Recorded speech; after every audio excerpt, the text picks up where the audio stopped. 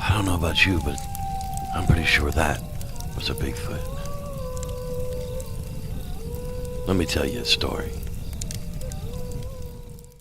Welcome to another installment of Bigfoot Campfire Stories. This story comes to us from deep south when a Cajun Alligator Hunter came across the scene he couldn't explain away. Let's hear his story.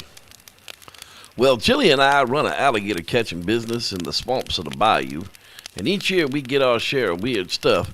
But this particular year, things were out of sorts in one particular pond we bait.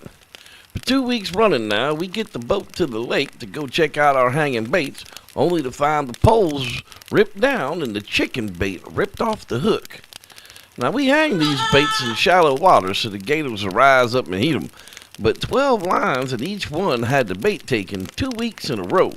So Chili and I decided to camp it out and see just what was eating on our baits. So Chili beached the boat on the edge of the line where we could see our lines in the water, and we set up a tarp and made a small fire, cooked up some of the crawfish we'd just caught. Well, after a few slugs from the old jug, I decided it was time to sack out, so I cozy up to the fire and fell asleep. Well, a few hours later, Chili startled me awake by shaking me and telling me someone was splashing around our lines and taking bait off of the hooks. Now, we don't take too kind to poachers around here these parts, so I grabbed up the gator gun and Chili grabbed the spotlight. We took off to catch him. And the closer we got to the lines, we got down low so we could see where he was going next. The guy was dressed all in black from head to toe, but you could hear him moving in the water not too far from Chili. So he lit up the spotlight and caught him right in the middle of yanking off the next bait. But wait a second now. That wasn't no man dressed in black. That was a skunk ape. Had to be over 6 feet tall. What we thought was black clothes was the hair it was covered in. Well, Chili lit up the face and it froze in place, and I let loose that 22 mag I was carrying, and that thing took off running through the water the other way. Well, Chili followed it with the spotlight, and I continued to shoot at it until it was way out of sight.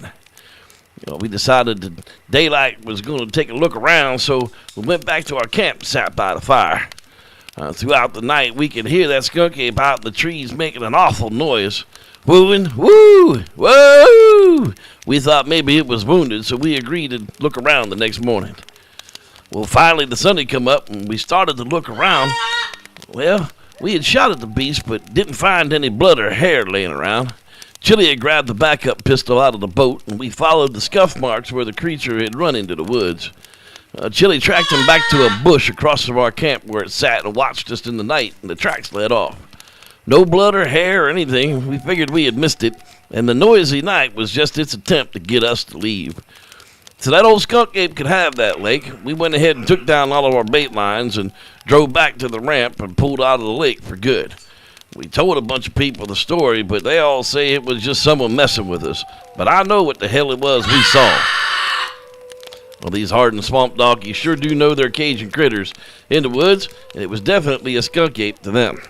Thanks for listening. I'm Reverend Jeff, and may the Squatch be with you.